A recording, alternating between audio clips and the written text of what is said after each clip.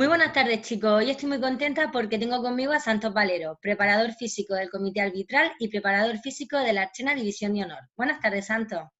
Hola, buenas tardes. ¿Qué tal? Muy bien.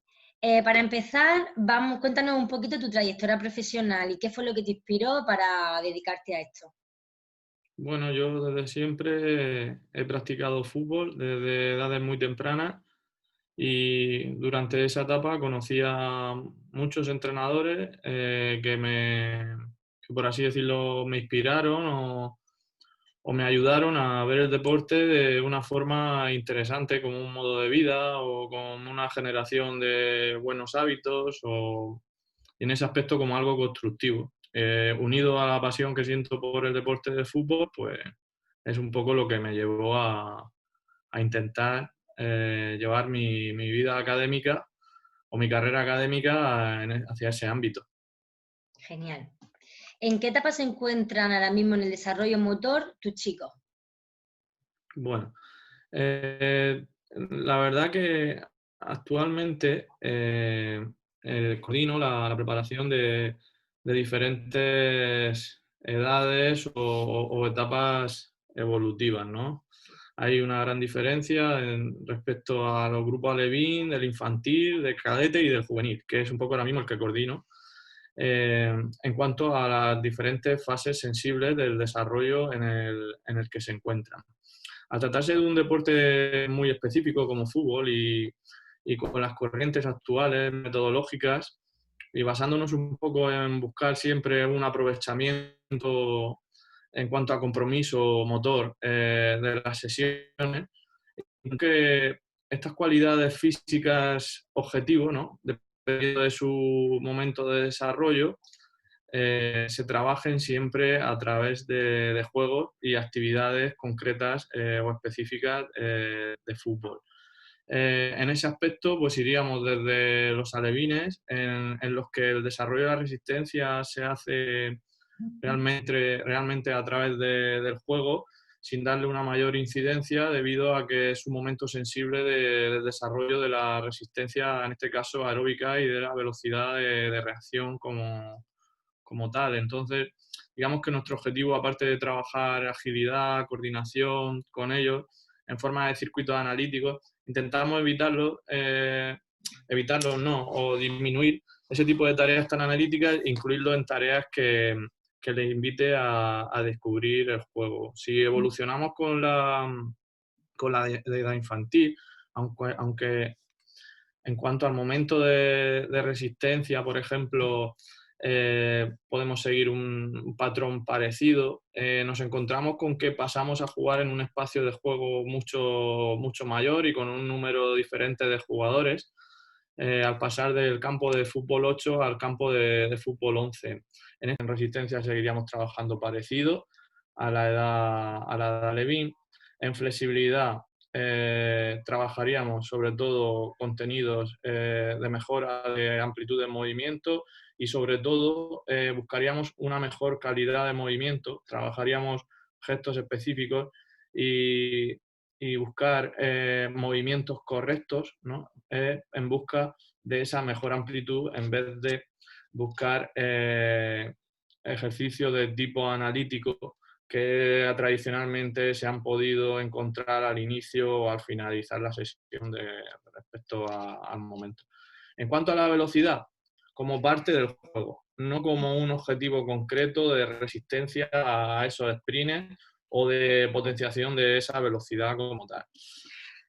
Cuando llegamos a la cadete, del segundo año de infantil al primer año de cadete, es la edad, por así decirlo, más complicada para decidir los contenidos e integrarlos adecuadamente, porque normalmente no tendemos a hacer una individualización, sin embargo, en estas edades sí que nos interesa bastante esta individualización, porque te puedes encontrar con chicos cuyo morfotipo sea totalmente diferente.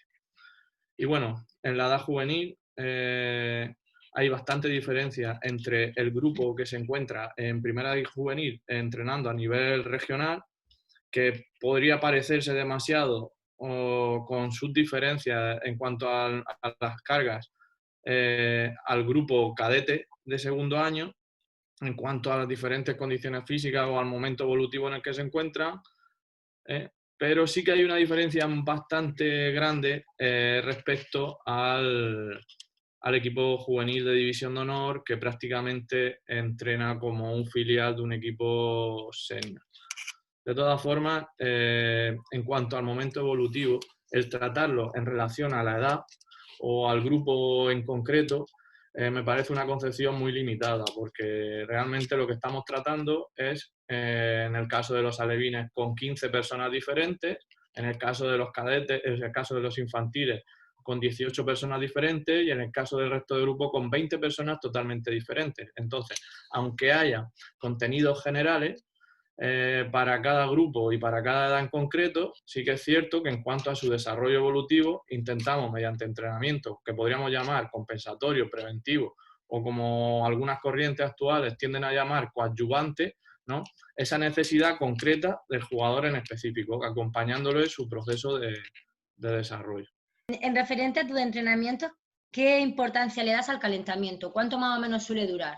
En general, el calentamiento va a depender de la edad, del tipo de grupo que tengas, de la cultura deportiva previa que tenga, del momento evolutivo en el que se encuentren y del clima en el que nos encontremos. Entonces, decir del clima o de las circunstancias, ¿no?, en las que te encuentres. Y en todas las edades siempre como un anexo a lo que voy a hacer a continuación. Por ejemplo, no es lo mismo un calentamiento de un viernes que tengo que hacer activación, que estará normalmente relacionado con ejercicios de activación mediante TheraBand o una movilidad de cadera dinámica, de tobillo, de rodilla, tal. No será lo mismo que el calentamiento que voy a hacer los lunes en un entrenamiento de recuperación, que a su vez será diferente para el grupo que ha jugado más de 60 minutos que para el grupo que ha jugado menos de 60, porque los trabajos que van a hacer son totalmente diferentes. Pero de forma general, pues, ¿qué suele ocupar independientemente del contenido? Pues de 15, 20 minutos, dependiendo de eso, del contexto en el que te encuentres. Vale, entonces siguiendo un poquito con el tema del proceso de aprendizaje, ¿has entrenado también a grupos de chicas o solamente a masculinos? Sí, he entrenado chicas porque cuando estaba en en las selecciones autonómicas, tenía que coordinar un poco también la preparación física de los equipos femeninos. Entonces sí que he tenido contacto 3 años con el fútbol femenino. ¿Y en misma edad entre chicos y chicas has notado alguna diferencia en ese aprendizaje o más o menos igual? Yo lo que detecto es que a nivel social, y eso sí que es algo clave, ya se van reduciendo las distancias en ese sentido, gracias a Dios, pero sí que es verdad que notas como que, en este caso en mi deporte, en fútbol, las chicas han tenido menos oportunidad de practicar o de relacionarse con el deporte en concreto. O sea, lo que sí veía era que algunas tareas que los chicos desde pequeños las hacen casi como meros automatismos, a ellas en cuanto a técnica táctica, ¿no?, a los elementos técnico-tácticos, les costaba realizar algunas tareas simplemente por el hecho de que no habían tenido esa oportunidad de poder participar o de vivir el deporte desde edades tempranas. Pero en cuanto a su capacidad para aprender, eh, no creo en la diferencia de sexos a la hora de aprender, sí que creo en la diferencia entre personas, en su capacidad de aprender, pero sí que es verdad que el grado de motivación de las chicas que se dedican a fútbol o con las que yo he tenido la oportunidad de trabajar, me hicieron ver que estas chicas sí que tenían una motivación muy grande por aprender, lo que hacía mucho más fácil todo lo que planteabas. O sea, y creo que en relación a la edad de infantil, cuando se acercan a 13, 14 años, su momento madurativo en general, aunque sea una afirmación demasiado general, y seguro que hay diferencias en ambos sexos, las niñas presentan una madurez, diría que mayor, también a la hora de aprender en ese sentido. Sí, totalmente de acuerdo. a la hora de que estamos entrenando, sabemos la importancia del feedback. ¿Cuál es tu favorito? Sé que para cada etapa el feedback se debe dar o al principio o al final y tal. ¿Cuál es el que más suele utilizar? Actualmente en lo que estoy trabajando es en que la información emane de los propios jugadores. Intento realizar feedback positivo durante la tarea y cuando detecto algún problema, alguna deficiencia, en los momentos de cambio de actividad, Ajá. es cuando les intento plantear, que muchas veces las llevo preparadas de casa, preguntas clave o preguntas adecuadas, ¿no? Es como si establezco dos series, por ejemplo, pues entre una repetición y la siguiente es cuando hago el momento pausa. Oye, ¿qué os ha parecido? ¿Qué pensáis que podemos mejorar? ¿Qué dificultades habéis tenido? Y son ellos los que van, por así decirlo, dándole sus propias soluciones al problema que hemos planteado. Cuando empecé a trabajar era muy de dar la información constante y parecía que el grupo enseguida solucionaba, ¿no?, esos problemas. Al final me di cuenta que los problemas se los solucionaba yo y que el jugador en las siguientes sesiones seguía teniendo el mismo Se tipo de... acomodaba, ¿no? Se acomodaba a lo Se que... acomodaba a eso y no era su aprendizaje, no era algo suyo, no sentían el ejercicio como suyo. Y luego en el campo están ellos solos, en el campo no están los entrenadores, en la competición no están los entrenadores. Entonces, creo que es muy importante, sobre todo, dar feedback positivo. Si ves que es muy necesario porque hay algo que lo necesitan, siempre acompañar de una atención positiva, una corrección constructiva y un refuerzo positivo, pero si puedo dejar que fluyan y que se vayan equivocando, lo prefiero. Y esperar el momento que hacen algo bien y decirle cuando lo han hecho bien, para realizarlo. Y sobre todo, si hay algún jugador que necesita más ayuda, ¿no?, que otros en las tareas, pues en vez de hacer el feedback general, pues me voy y me entrevisto con ellos o durante el entrenamiento me acerco a ellos y les ayudo a hacer las cosas como pienso o esas preguntas que te he dicho que planteaba, pues se las planteo a ellos directamente. Oye, Entonces, esto me lleva a la siguiente pregunta. ¿Crees que es importante la comunicación entre el entrenador y el entrenado? si un entrenador no es comunicativo y no transmite, sobre todo, si no transmite, es muy difícil que pueda llegar a ser entrenador. Totalmente. Totalmente. ¿Qué crees que aporta tu deporte o puede aportar tu deporte a un chico o una chica? Yo A creo nivel que general. a nivel general el deporte no me gusta la expresión un arma, más bien es un medio de construcción de muchísimas cosas positivas, tanto socialmente como personalmente. Ahora, ¿qué va a hacer que el deporte sea un buen medio? Que las personas que trabajamos para ello queramos utilizarlo para construir y no solo para ganar o para destruir. Hay una diferencia muy grande entre acompañar a una persona en su proceso o intentar ganar una competición a toda costa. Siempre al final va a llegar el momento en el que vamos a tener que decidir entre resultadismo y la persona.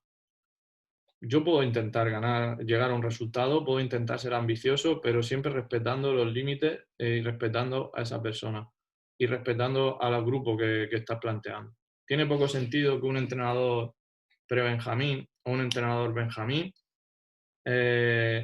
ponga su foco de atención más en una clasificación que en evaluar el desarrollo de sus jugadores principio, mitad de año, final de año, para ver si de verdad ha conseguido algo con ese grupo. Si lo limitamos solo a haber quedado segundo o tercero o primero, pues realmente no sabe si ha conseguido algo. A lo mejor es que tiene dos chicos que son muy buenos y dentro de ese grupo de referencia pues son los mejores y han ganado. Realmente el resultado será una consecuencia de, pero el foco debe ir, el foco en formación debe ir hacia esa mejora de la evolución. Entonces, bueno, sí es positivo, claro, todo el deporte es positivo, depende de cómo lo enfoquemos. Mm, Y por último, ya para terminar, del 1 al 10, ¿qué importancia le da la actividad física primero de las primeras etapas 4, 14 años y ya a partir de ahí? ¿Lo recomienda a cualquier edad? Yo creo que la actividad física es necesaria porque cuando tienes un bebé, por ejemplo, enseguida el pediatra te empieza a decir cómo lo tienes que colocar cómo lo tienes que colocar en su cama o en su cuna, ¿no? Para que él vaya aprendiendo a darse la vuelta. Incluso te dicen cómo lo tienes que colocar para ver cómo coloca el cuello, ¿no? Es como, por supuesto que es fundamental desde cualquier edad. Es más, muchas veces a mí me extraña que contenidos de psicomotricidad se tengan en cuenta en el colegio realizándolos una vez a la semana. O sea, estás hablando del desarrollo motor y del desarrollo psicológico. Está estudiado que están relacionados y que tenemos una disciplina que se llama psicomotricidad. Estamos hablando de que tenemos niños en un colegio 6 horas a la semana sentados en un pupitre y que por mucho que hagan juegos o se levanten a bailar en algún momento, que bueno, que al final bailar está dentro de este tipo de contenido, eh, realizan demasiada poca, o sea, muy poca actividad en relación a lo que deberían de hacer. O sea, tenemos una herramienta potente y no la usamos lo que la deberíamos de usar. Entonces, claro, es fundamental a cada edad darle lo que necesita. Por eso es fundamental que haya gente motivada hacia querer trabajar en todas las edades y hacia luchar porque la educación física, la actividad física, el deporte, forme parte de la vida de cualquier ser humano desde que nace hasta que muere. Pues muy bien, Santos, pues por mi parte nada más, darte las gracias por este ratito que hemos compartido y, y nada, a seguir también como siempre. Muchísimas gracias. Bueno, gracias a ti. Un Hasta abrazo. luego.